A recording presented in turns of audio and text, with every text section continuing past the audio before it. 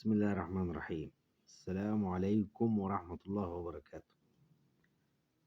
قبل ما نبدأ كلامنا اعمل لايك للفيديو واعمل اشتراك في القناة لو انت أول مرة تشوفنا، عشان تشوف معانا كل جديد في أسعار العملات المصرية القديمة.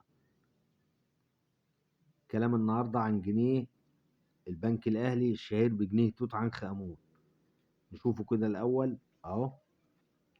جنيه البنك الأهلي الشهير بجنيه توت أهو. ده الظهر بتاعه، وده طبعا الإصدار السابع من الجنيه المصري، الإصدار رقم 7 من الجنيه المصري.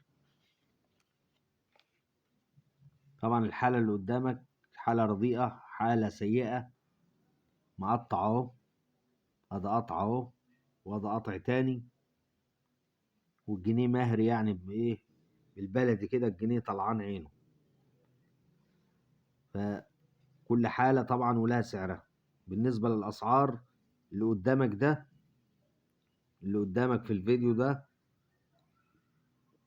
يعمل 100 جنيه، يعمل 100 جنيه. الحالة الزيرو منه بتعمل 350 جنيه، ولو رقم مميز يخش في 500 جنيه وأكتر. كل حالة ولها سعرها. فده عشان حالته تعبانة قدامك ده هيعمل 100 جنيه. الحالة الزيرو منه اللي هو ما اتلمس بيعمل 350 جنيه. لو في رقم مميز بيعمل أكتر من 350، ممكن يخش في 500 جنيه. كل حالة ولها سعرها، كل حالة ولها سعرها. أهو يا باشا شوفوا الأول أماكن البيع والشراء. جروبات الفيسبوك رقم 1، المواقع والأسواق الموجودة في المحافظات. المواقع زي أمازون وعلي بابا وإيباي وأوليكس، والأسواق بقى الموجودة في المحافظات. القاهرة مثلا سوق ديانة، اسكندرية شارع خالد بن الوليد، المنصورة سوق الشيخ حسنين.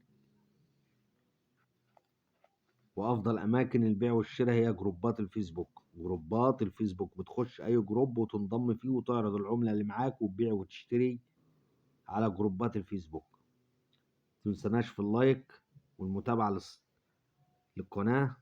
انتظرونا في فيديوهات تانية، والسلام عليكم ورحمة الله وبركاته.